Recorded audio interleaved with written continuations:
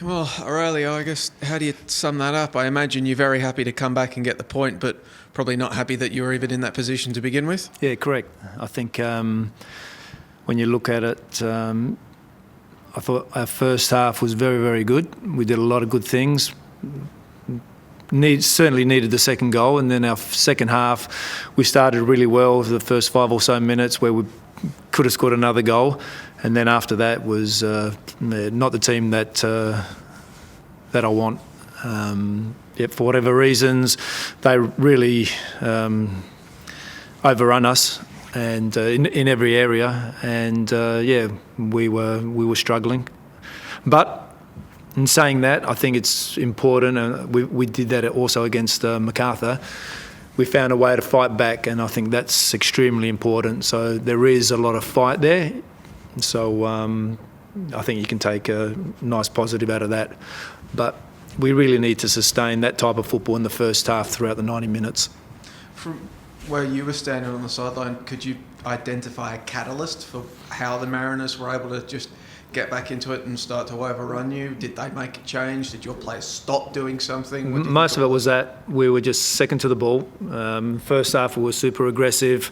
We were energetic. We stopped a lot of their movement going forward, and we were always 1 second, 2 seconds, 1 metre, 2 metres late to every action. After that, it was about 10 minutes in that second half.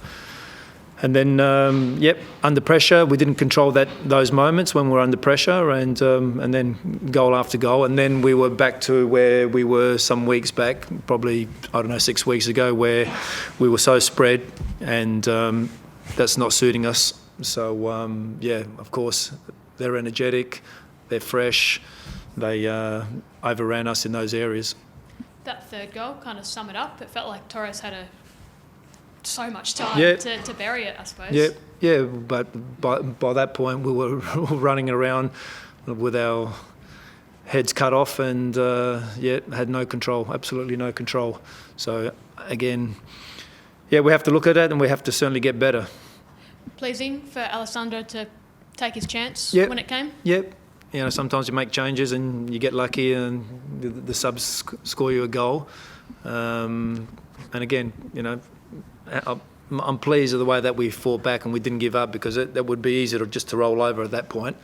So there is a lot of fight within the group.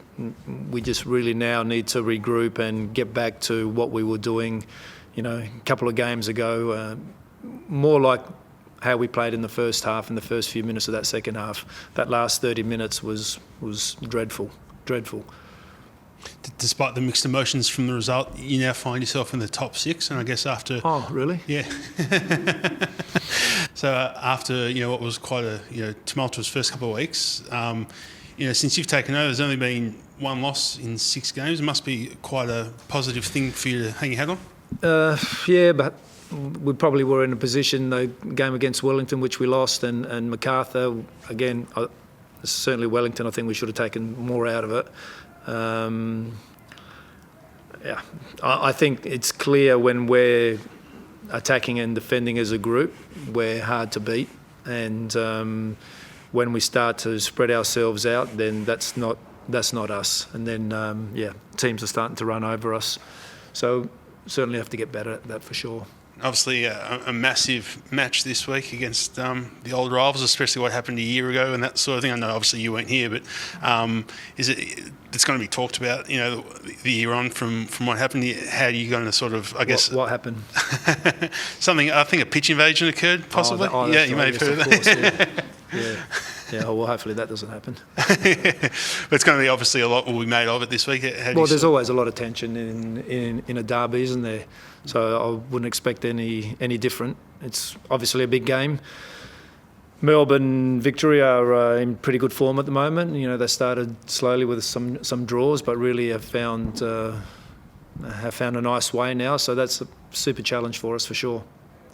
Just on Hamza Saki, we've seen him in recent weeks sort of deployed a little bit deeper, sort of as a number 6. Sort of. Well, he's a 6. He's a 6. Yeah. He's a 6. Yeah, we tried him a little bit further up, but he really is a 6, and he's more comfortable as a 6. Yeah.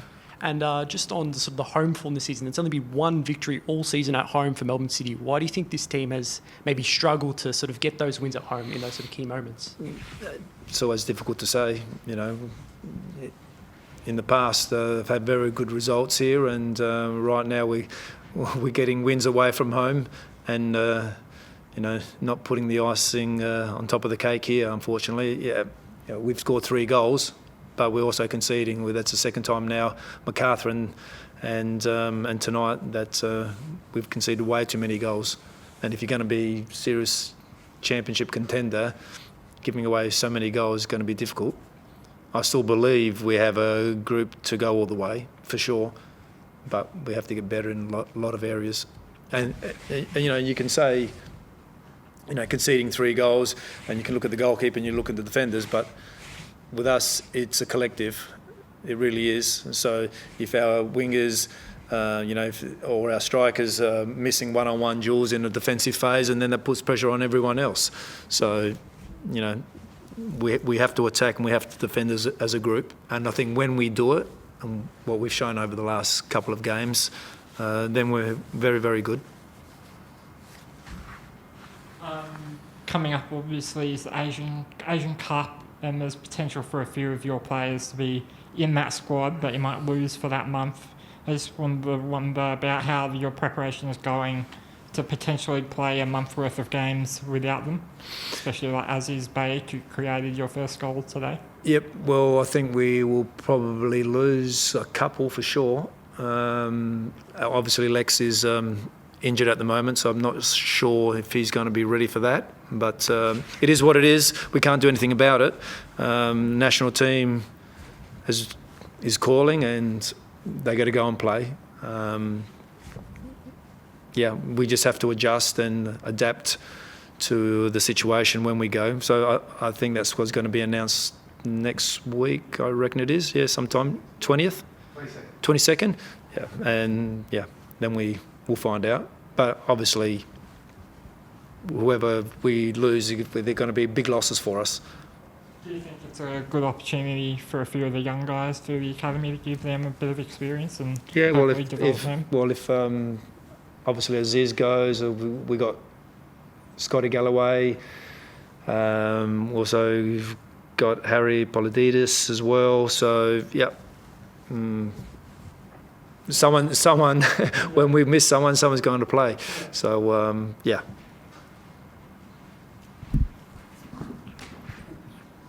On the Asia Cup, Aurelio, I think the 50-player shortlist names were sent out to all the football departments last week around any of your players that made the 50-player shortlist for the Asian Cup. How many players did you have on that shortlist? 4. Yep.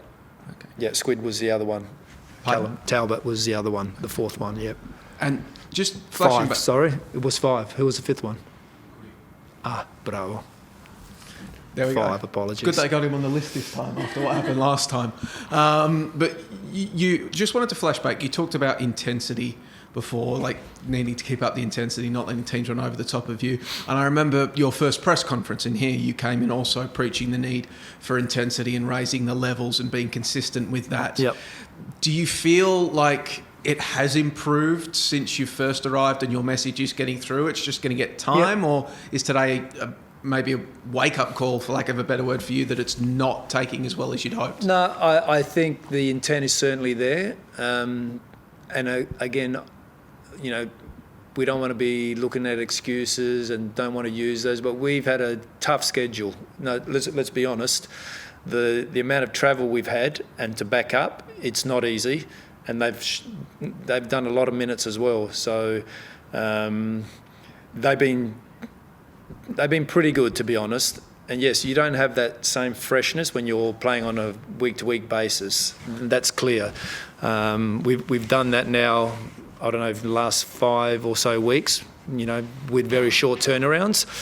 And they're hanging in there. So I certainly feel with the work that we be able to do going into the new year with a game per week, we should get better and we should have a lot more freshness, certainly in our legs. It's not easy playing a Tuesday night in 35-degree heat, really humid. You know, that takes a fair bit out of you. So then to back up after a couple of days, you know, that's probably the feeling why the first half was good and the second half we dipped, because when we're, as I said, 1 second or 2 seconds or 1 metre or 2 metres late to every challenge, then, or every action, then it's going to take a toll for sure. Ronnie alluded to it before. Obviously, you weren't here for that derby, but it is going to get talked about during the week, what happened with that pitch invasion, with the play of the stopped game, just because of the anniversary, first Christmas derby. How will you guys handle it? Do you just block it out? Players will get asked about it, that sort of thing. How do you handle it? They probably will, but you know that's fine. Everyone's going to have an opinion about it and what happened. It wasn't a very good look, obviously, and derbies are going to bring something special to it all the time. I'm sure. Yeah, that was outrageous of what happened, but we hope that there's a lot of fire inside the pitch. That's, I'm sure, what everyone wants, what the fans want, and hopefully it's an exciting game for everyone. And adding to the occasion, the fact that Victory, as we speak, are the benchmark of the competition at the moment. Yep. So it's, I guess, there's no bigger challenge on top of the fact that it is a derby. So how do you sort of, I mean... Yeah, but derbies, you can have someone at the top and someone at the bottom, and anything could happen. They're always a special game.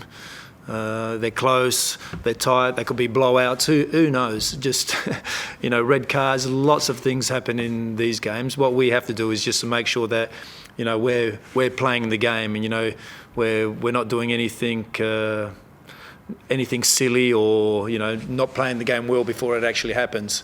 So yes, there's going to be a lot of talk and a lot of discussions during the course of the week, but we just have to stay calm, play our football, do it better, do it for longer, and you know, all the other noise that, you know, we can't worry too much about it. But hopefully everyone recovers as best they can, and get ready for a big game.